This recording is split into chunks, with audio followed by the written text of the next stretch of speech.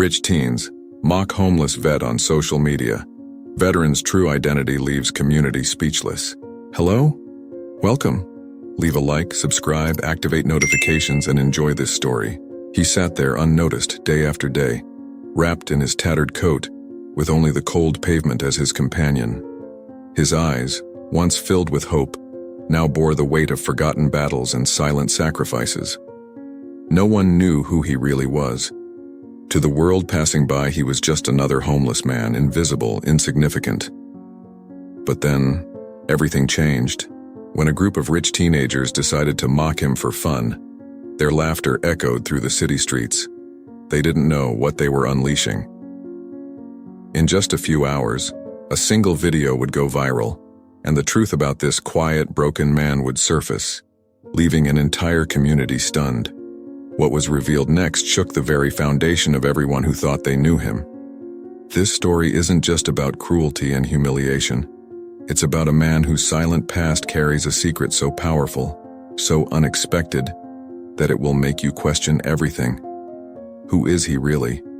And why did the whole town fall silent when the truth came out? You're about to find out. The sun beat down mercilessly on Washington Square Park in New York City, its rays reflecting off the iconic arch and casting long shadows across the bustling plaza. Amidst the cacophony of street performers, chattering NYU students, and honking taxis, a solitary figure sat hunched on a worn bench nearly invisible to the throngs of people rushing by. John, though no one had called him that in years, clutched a tattered army surplus jacket around his frail frame, despite the summer heat. His weathered face was partially obscured by a scraggly gray beard, and his eyes, once sharp and alert, now gazed vacantly at the cracked pavement beneath his threadbare shoes. A small canvas bag containing his meager possessions lay at his feet, along with a battered cardboard sign that read, "Homeless Veteran, any help appreciated." As John sat in silent contemplation, 3 boisterous teenagers swaggered into the park, their designer clothes and immaculate appearances a stark contrast to the grime and grit surrounding them. Chad, the ringleader, held his iPhone 13 Pro aloft, live streaming their afternoon exploits to his thousands of TikTok followers. "Yo, what's up, TikTok fam?" Chad's voice dripped with affected enthusiasm. "We're out here in the village and you won't believe what we just found."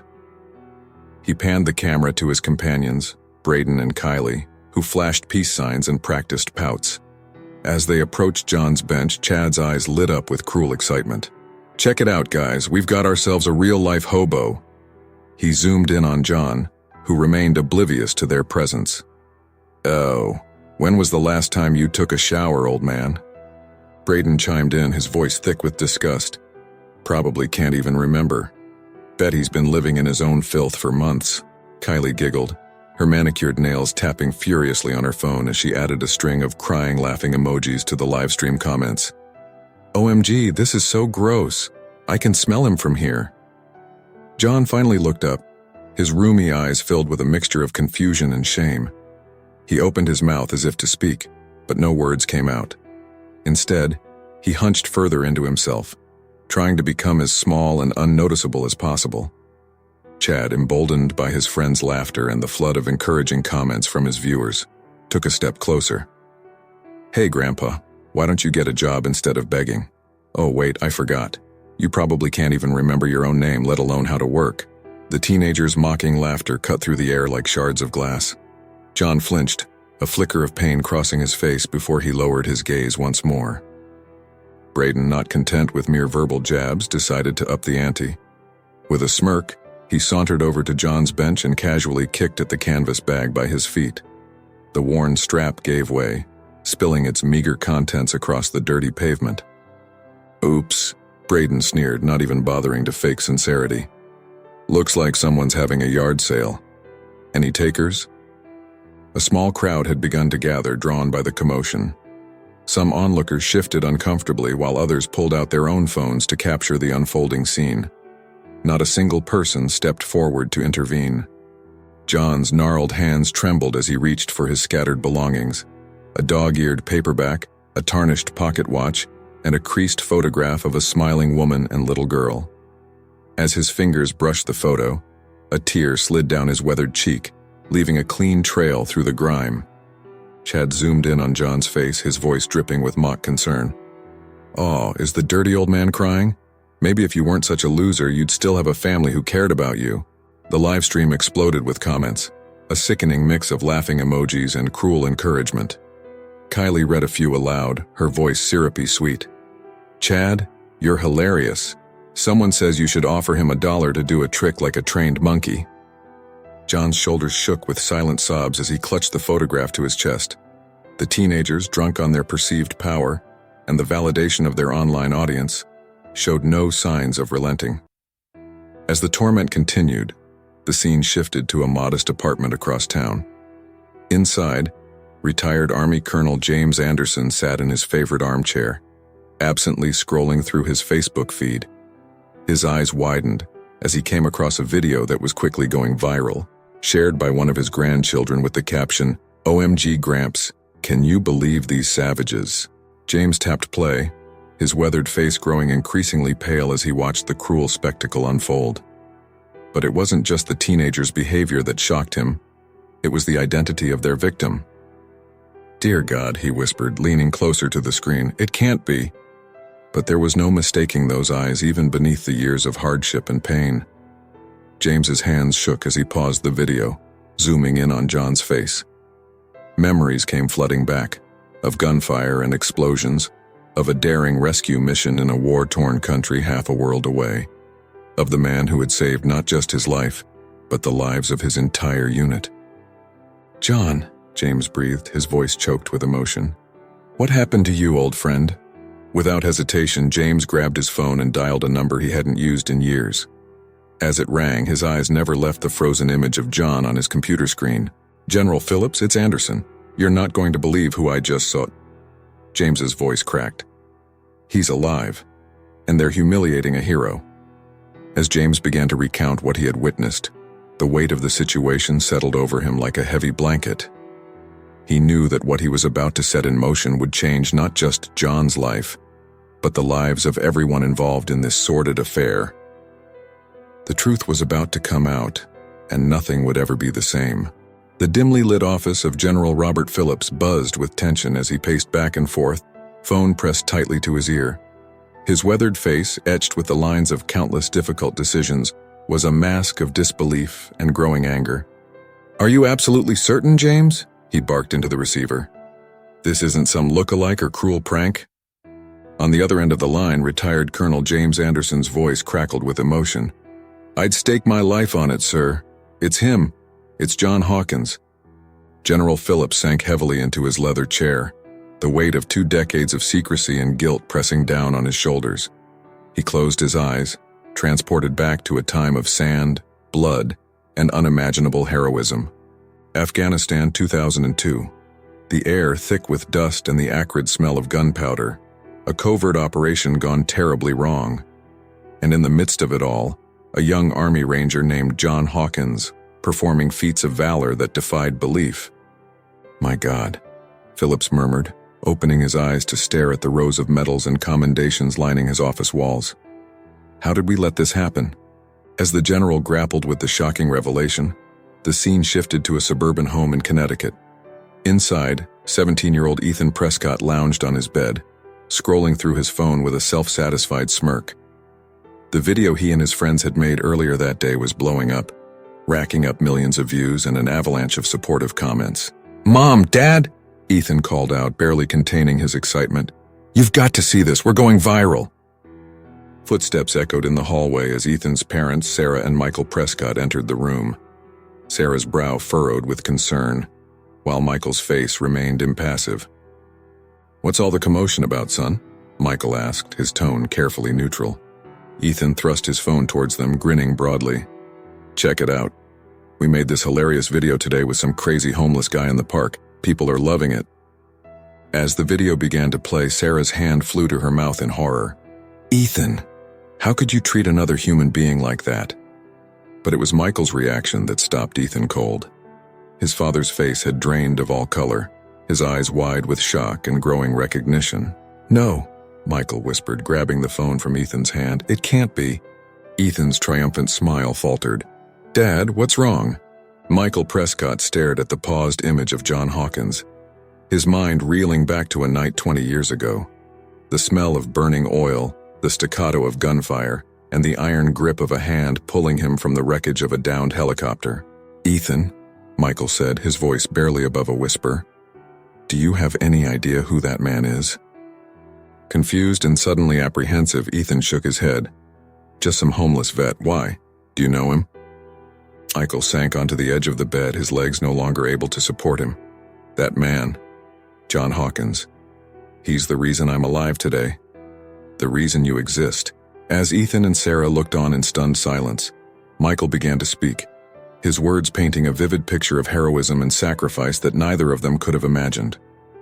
"It was supposed to be a routine patrol," Michael began, his eyes unfocused as he delved into memories long suppressed. "But intel was wrong. We flew right into a hornet's nest of insurgent activity."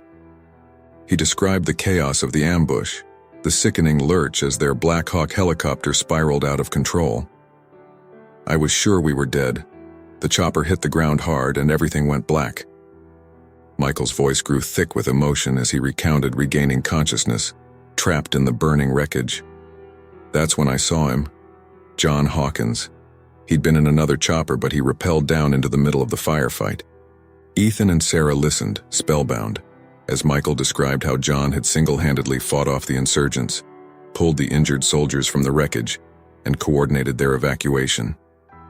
"He saved every last one of us," Michael said, a tear rolling down his cheek. "Took a bullet in the process, but he never stopped, never even flinched." The room fell silent as the weight of Michael's words sank in. Ethan stared at his phone, the frozen image of the man he had mocked now taking on a completely different significance. "But if he's such a hero," Ethan stammered, "why is he homeless? Why didn't we know about this?" Michael shook his head sadly. "The mission was classified, top secret. John received commendations, but it was all done behind closed doors. And after he got back..." Michael trailed off, his expression pained. "What happened?" Sarah asked gently, placing a hand on her husband's shoulder. Michael took a deep breath. "John had a family, a wife, Amanda, and a little girl named Emily. There was an accident. Drunk driver. John was the only survivor." The revelation hung heavy in the air. Ethan felt a wave of nausea wash over him as he remembered his cruel words in the park. "Maybe if you weren't such a loser, you'd still have a family who cared about you." "Oh God," Ethan choked out, "what have I done?" As the Prescott family grappled with the shocking truth, across town, General Phillips was making a flurry of phone calls, to Pentagon officials, to old war buddies, to anyone who might be able to help right this grievous wrong. "We failed him," Phillips growled into the phone. "John Hawkins gave everything for his country and we let him fall through the cracks. It's time we made this right." As night fell over the city, the wheels of change had begun to turn. The true story of John Hawkins, hero, savior, and broken man, was about to come to light. And for the teenagers who had unknowingly mocked a legend, the reckoning was just beginning. The stage was set for a confrontation that would shake a community to its core and force everyone involved to question their assumptions about valor, compassion, and the true meaning of heroism. The Prescott household was shrouded in a tense silence as dawn broke over their affluent Connecticut suburb. Ethan hadn't slept a wink, his mind reeling from the revelations of the previous night. The face of John Hawkins, the man he had so cruelly mocked, haunted his thoughts. Downstairs, the smell of coffee permeated the air as Michael Prescott sat at the kitchen table, staring into his mug. His wife, Sarah, placed a gentle hand on his shoulder. "What are we going to do, Michael?" she asked softly. Before he could respond, Ethan trudged into the kitchen, his eyes red-rimmed and puffy. "Dad," he croaked, his voice thick with emotion, "I need to fix this. Tell me how to fix this." Michael looked up at his son, seeing not the cocky teenager from yesterday, but a young man grappling with the weight of his actions. He sighed heavily.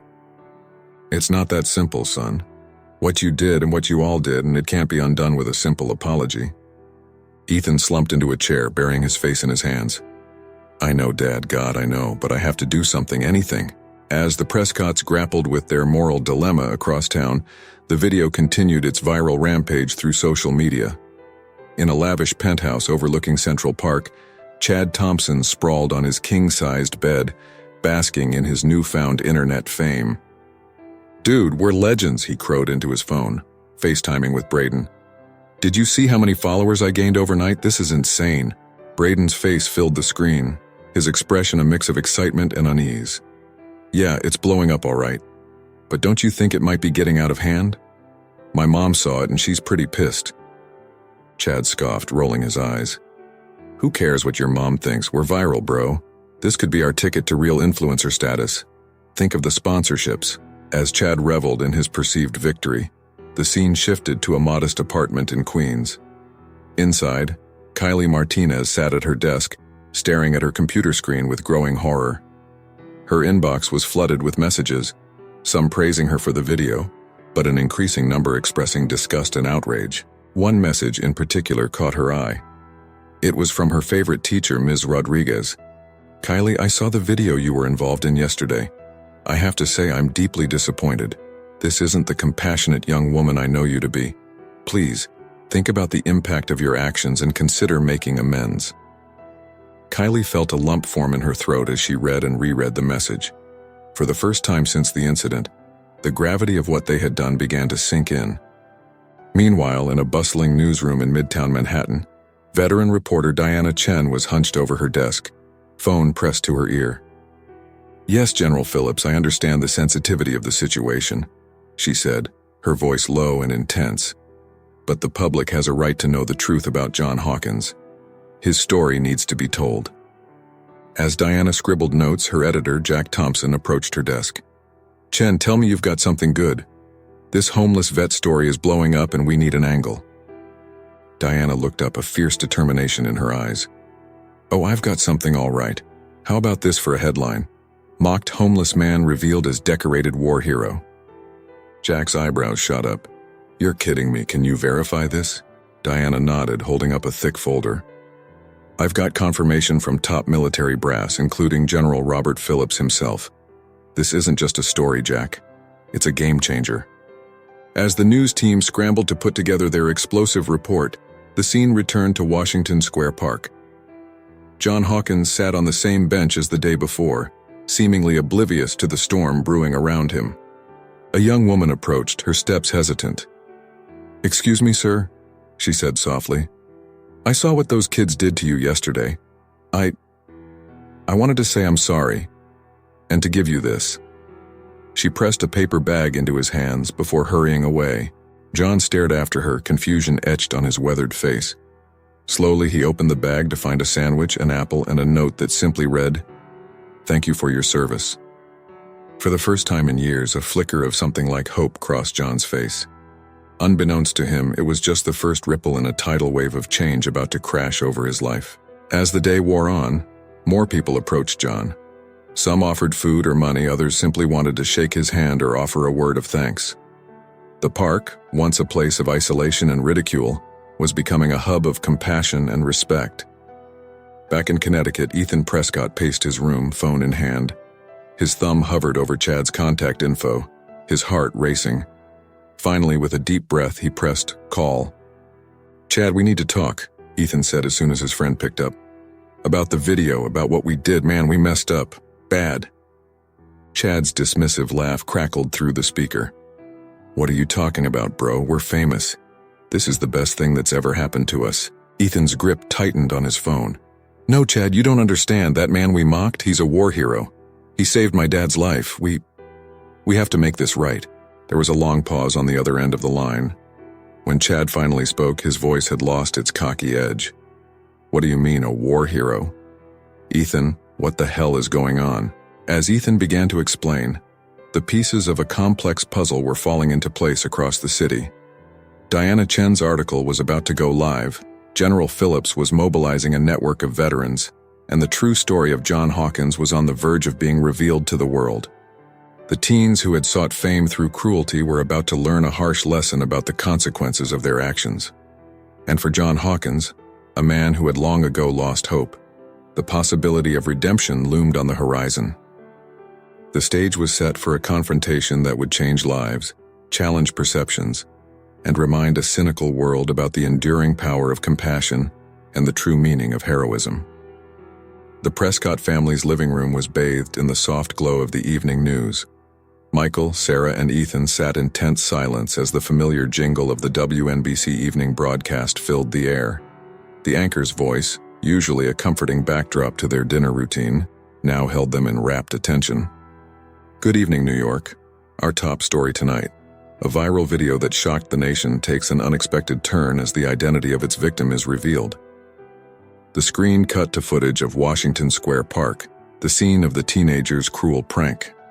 But instead of replaying the humiliating video, the camera panned to show a gathering crowd, many holding signs of support or wearing veterans' caps. Diana Chen's voice came over the footage.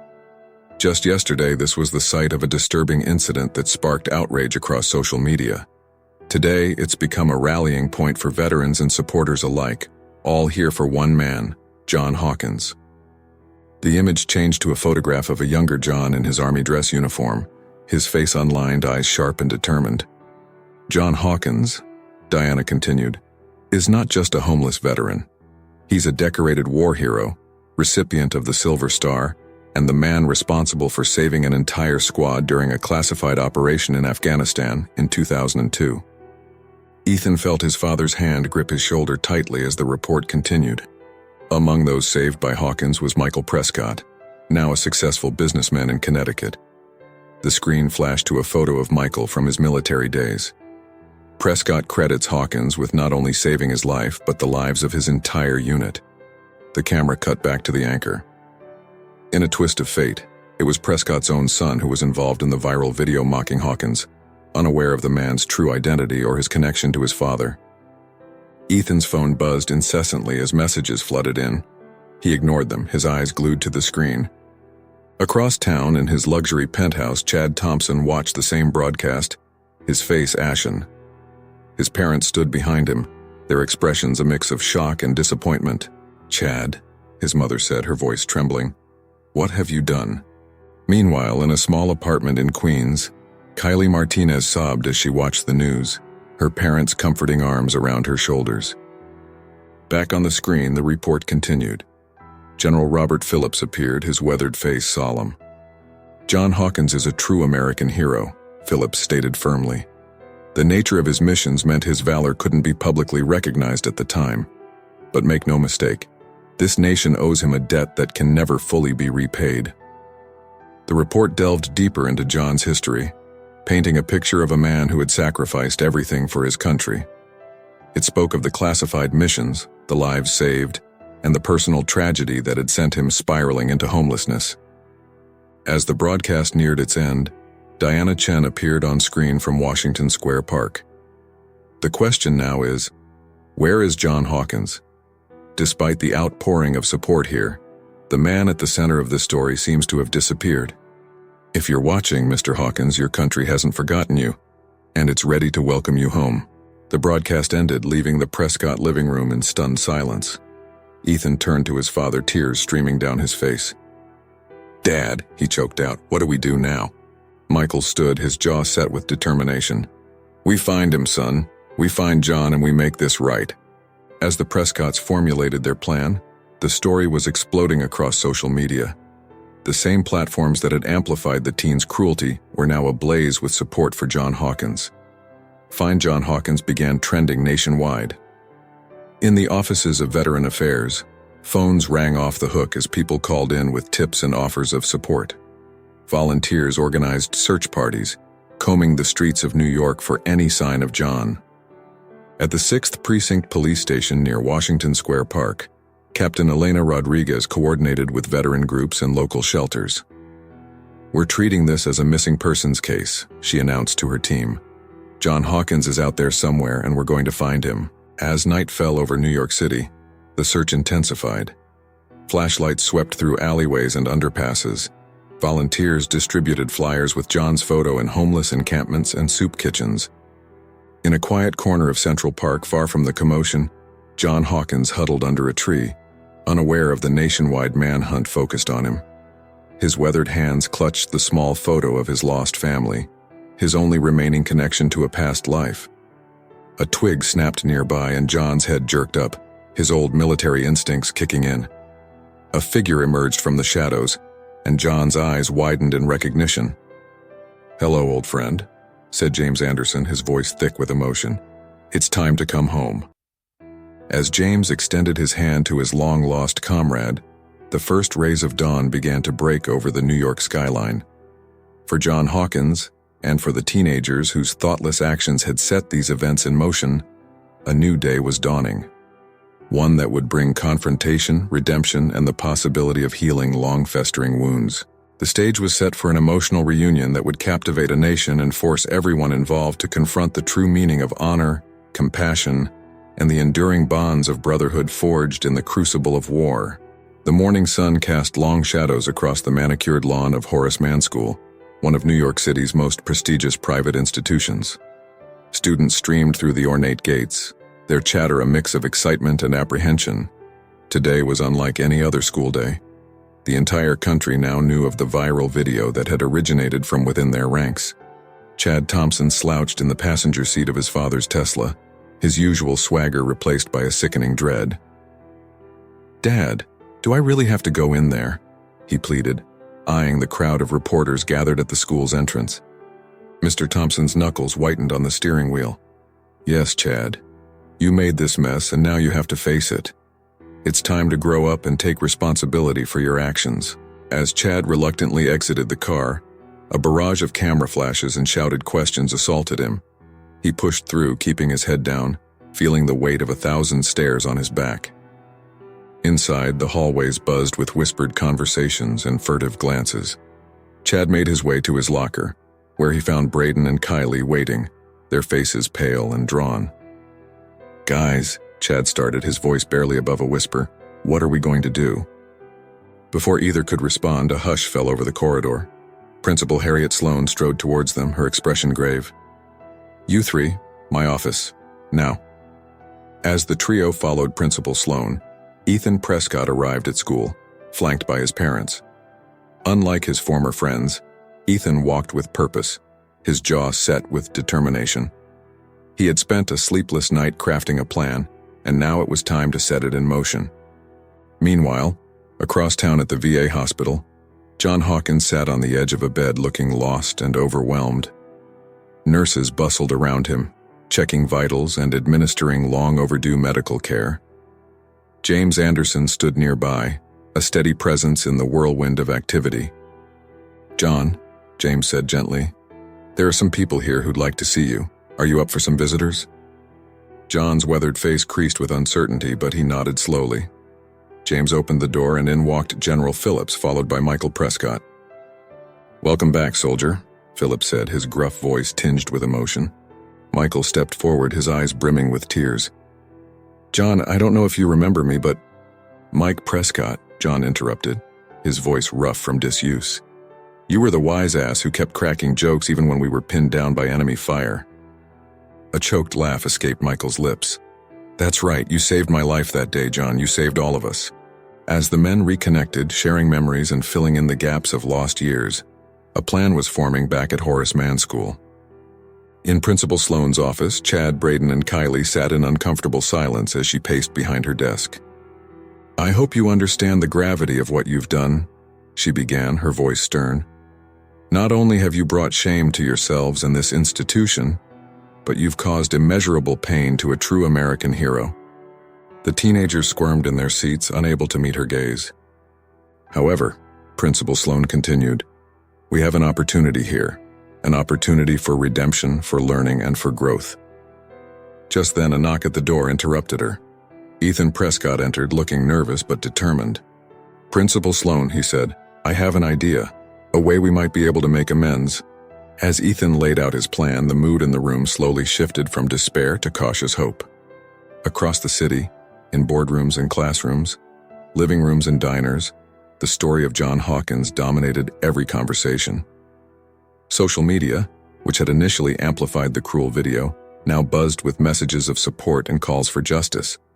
Diana Chen, the reporter who had broken the story, found herself inundated with interview requests. As she prepared for a national morning show appearance, her phone buzzed with a text from an unknown number. "Ms. Chen, this is Ethan Prescott. We need your help. We want to make this right." In the VA hospital, John Hawkins was beginning to emerge from the fog of years spent on the streets. As he showered and shaved, donning clean clothes for the first time in years, he caught a glimpse of himself in the mirror. For a moment, he saw a flash of the man he used to be. The soldier, the hero, the husband and father. "Are you ready, John?" James asked from the doorway. John took a deep breath, squaring his shoulders. "Ready as I'll ever be." As John prepared to face the world that had forgotten him, and the teenagers grappled with the consequences of their actions, the stage was set for a confrontation that would test the limits of forgiveness, challenge the nature of redemption, and remind a cynical nation about the power of compassion and the true meaning of heroism. The eyes of America were fixed on New York City, waiting to see how this extraordinary story would unfold. For John Hawkins, for the remorseful teens, and for a country in desperate need of unity, the next few hours would prove to be transformative in ways none of them could have imagined. The New York City Veterans Memorial in Lower Manhattan was a sea of American flags and military uniforms. A makeshift stage had been erected at the base of the monument, surrounded by a growing crowd of veterans, reporters, and curious onlookers. The air buzzed with anticipation as people speculated about what was to come. At the center of it all stood John Hawkins, freshly groomed and dressed in a crisp suit that hung loosely on his still gaunt frame. He fidgeted nervously, unaccustomed to the attention and the weight of the medals newly pinned to his chest. Beside him, James Anderson placed a reassuring hand on his shoulder. "You've got this, brother," James murmured. "Just tell your story." As the crowd settled, General Phillips stepped up to the podium. His voice, amplified by the speakers, rang out across the plaza. "Ladies and gentlemen, we are gathered here today to right a grievous wrong, to honor a man who sacrificed everything for his country, only to be forgotten and mistreated by the very people he swore to protect."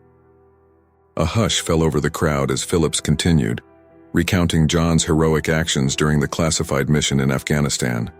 He spoke of lives saved, of unimaginable bravery in the face of overwhelming odds. "And now," Phillips concluded, his voice thick with emotion, "I ask you to welcome a true American hero, Sergeant John Hawkins." The applause was thunderous as John approached the podium. He blinked in the glare of camera flashes, his hands gripping the sides of the lectern. For a moment, he stood in silence, overwhelmed by the sea of faces before him. Then slowly, haltingly, he began to speak. I'm not used to talking much these days," John started, his voice rough. "But I guess I owe you all an explanation." As John recounted his story, the classified mission, the lives saved, and the personal tragedy that sent him spiraling into homelessness, there wasn't a dry eye in the crowd. He spoke of the pain of losing his family, of the guilt that drove him to abandon everything. "I didn't want to be called a hero," John said, his voice breaking. "Not when I couldn't even save my own wife and daughter." The crowd listened in stunned silence, many wiping away tears. Among them, Michael Prescott stood with his family, his arm around Ethan's shoulders. As John finished his story, General Phillips returned to the podium. "Sergeant Hawkins, on behalf of a grateful nation, we thank you for your service and your sacrifice. It's long overdue, but I am honored to present you with the Medal of Honor." The crowd erupted in cheers as Phillips draped the medal around John's neck. Photographers surged forward, capturing the moment for front pages across the country. But the ceremony wasn't over. Phillips raised his hand for silence. "There's one more thing," he said. "Some of you may be aware of the incident that brought Sergeant Hawkins's story to light. We have some young people here today who would like to address that." A collective murmur ran through the crowd as Chad, Braden, Kylie, and Ethan made their way to the stage. They looked small and vulnerable in the face of the massive gathering. Ethan stepped forward first, his voice shaking but determined. "Sergeant Hawkins," he began, "I can't begin to express how sorry we are for what we did. We were cruel and thoughtless, and we caused you pain you didn't deserve. We can't undo what we did, but we want to try to make it right." Chad stepped up next, his usual bravado replaced by genuine remorse. "We've started a fundraising campaign for homeless veterans. It's already raised over $1 million, and we're just getting started." Kylie, tears streaming down her face, added, "We're also volunteering at the VA hospital and working with our school to create a program to connect students with veterans for mentorship and support." Braden concluded, "We know it's not enough, it'll never be enough, but we hope it's a start. And we hope that someday you might be able to forgive us." The plaza fell silent as all eyes turned to John. He looked at the teenagers, his expression unreadable. Then, slowly, he stepped forward and did something no one expected. He hugged them. "You're just kids," John said, his voice choked with emotion. "Kids who made a mistake, but you're trying to make it right. That takes courage." As John embraced the tearful teenagers, the crowd erupted in applause. It was a moment of raw emotion, of forgiveness and redemption that touched everyone present. Diana Chen, watching from the press section, furiously scribbled notes. She knew she was witnessing a moment that would be talked about for years to come. As the ceremony concluded, John found himself surrounded by well-wishers and fellow veterans. For the first time in years, he felt a sense of belonging, of purpose. Michael Prescott approached, extending his hand. "John, I can never repay you for what you did for me, but I'd like to try. We've set up a trust for you, a home, medical care, whatever you need. It's the least we can do." John hesitated, then took Michael's hand. "Thank you," he said simply. As the sun began to set over the New York skyline, casting a golden glow over the memorial, John Hawkins stood tall, surrounded by his brothers in arms and the community that had embraced him. It was a day of truth revealed, of wrongs righted, and of hope renewed.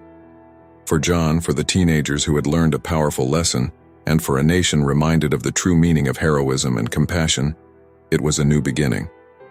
As the crowd began to disperse, John looked out over the city he had once called home. For the first time in years, he allowed himself to feel something he had thought was lost forever. Hope. The days following the ceremony at the Veterans Memorial were a whirlwind for John Hawkins. His story had captured the nation's attention, and offers of support poured in from all corners.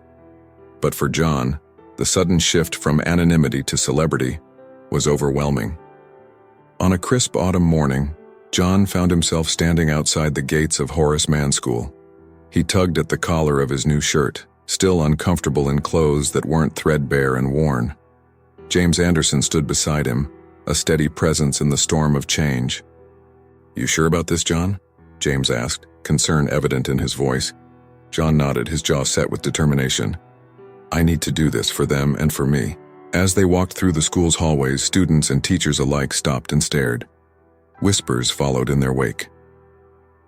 Principal Sloan met them at the door of the auditorium, her expression a mix of respect and apprehension. "Sergeant Hawkins, thank you for coming," she said, extending her hand. "The students are assembled and waiting."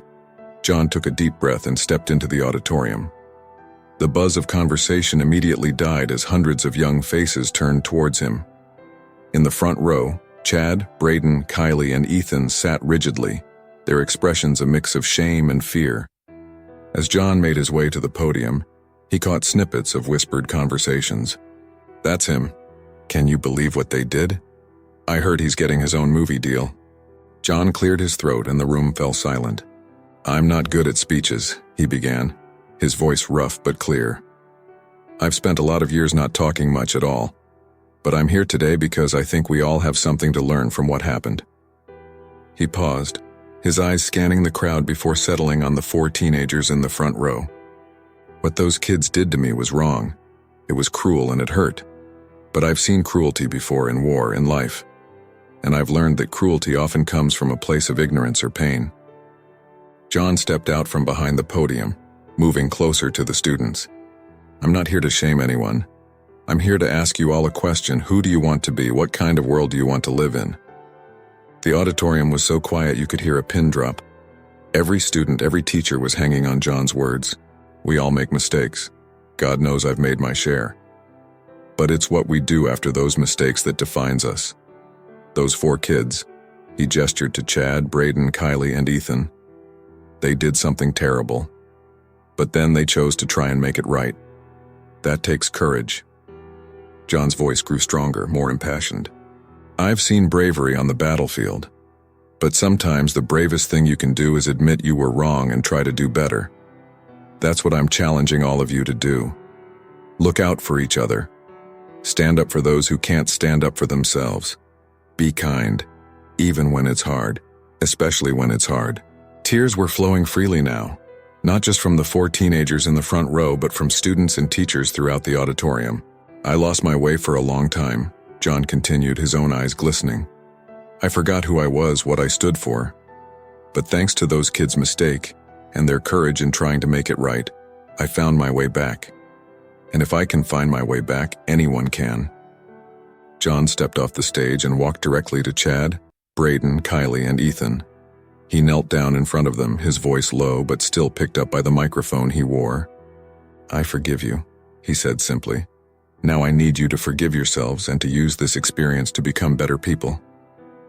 The 4 teenagers broke down, sobbing openly as John embraced them.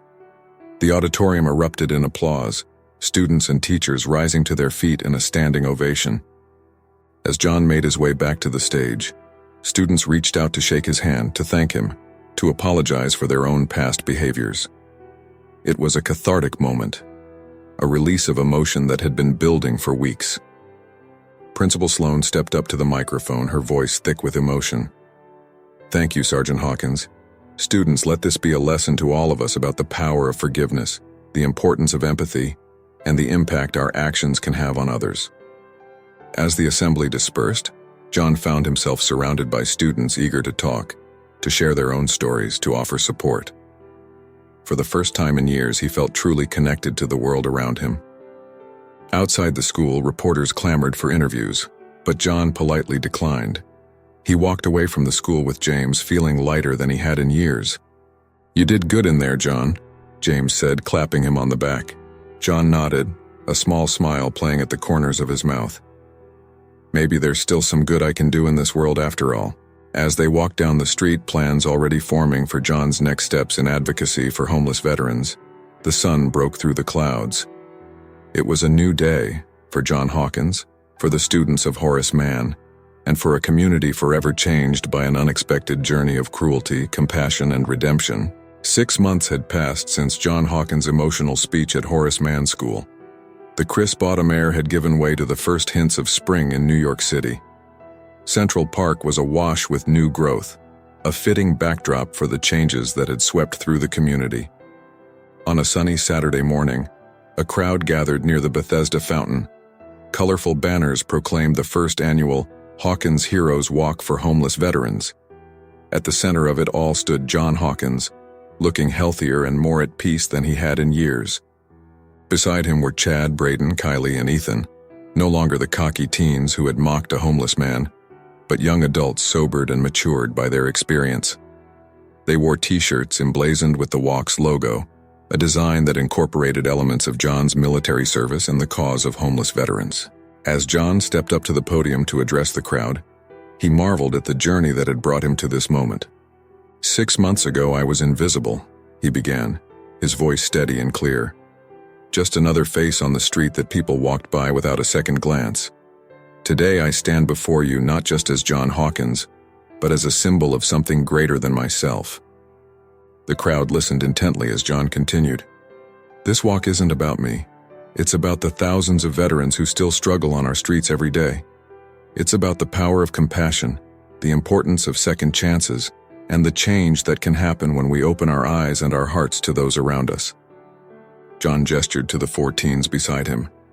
These young people made a mistake, a big one. But from that mistake came an opportunity for growth, for change, and for real, lasting impact. Thanks to their efforts and the support of this amazing community, we've raised over $5 million for homeless veteran programs. We've helped dozens of vets get off the streets and into homes. We've started mentorship programs in schools across the city. Tears glistened in John's eyes as he looked out over the sea of faces. But most importantly, we've started a conversation about empathy, about the unseen battles many of us fight every day, about the power each of us has to make a difference in someone else's life. As John concluded his speech and the walk began, the atmosphere was one of hope and unity.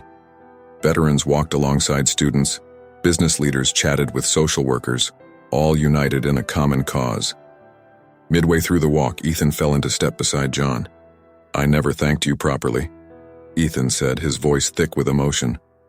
For forgiving us a chance to make things right. John placed a hand on Ethan's shoulder. Forgiveness isn't just a gift you give someone else. It's a gift you give yourself. It allows you to let go of anger and pain, to move forward and grow. As they rounded the final bend of the walk, John saw a familiar face in the crowd. It was Amanda, a woman he had met at the VA hospital, another veteran who had struggled with homelessness. She was smiling and cheering, her own journey of recovery intertwined with the movement John had inspired. Crossing the finish line, John was engulfed in a sea of hugs and congratulations. Reporters clamored for interviews, but John's attention was focused on the people around him, the veterans whose lives had been changed, the students who had learned valuable lessons about compassion and civic engagement, the community that had come together in ways he never could have imagined. As the event wound down, John found a quiet moment to himself near the fountain. He pulled out the worn photograph of his wife and daughter, the one he had carried with him through years on the streets. For the first time in a long time, looking at their faces didn't bring only pain. There was sadness, yes, but also a sense of peace, of purpose found. I think you'd be proud, he whispered to the photo. I found my way back. James Anderson approached, clapping John on the back. Ready to go, brother? I hear there's a celebration dinner with your name on it. John tucked the photo away and nodded, a small smile playing at his lips. Yeah, I'm ready. As they walked away from the park, John Hawkins realized that his journey had come full circle. From hero to homeless, from invisible to inspiration, he had found not just redemption for himself, but had sparked a movement of compassion and change that would ripple out far beyond his own story. The legacy of forgiveness, initiated by an act of cruelty but transformed by courage and compassion, would continue to touch lives for years to come. And for John Hawkins, once lost but now found, it was the beginning of a new chapter, one filled with purpose, hope, and the knowledge that even the darkest moments can lead to the brightest futures. Thank you very much for listening to this story. Comment below what you thought of the ending and from which city you're listening to us. If you enjoyed the story and want to hear more, click on the next story that's appearing on your screen now. Leave your like and subscribe to our channel so we can build a huge community that shares inspiring stories together. See you soon.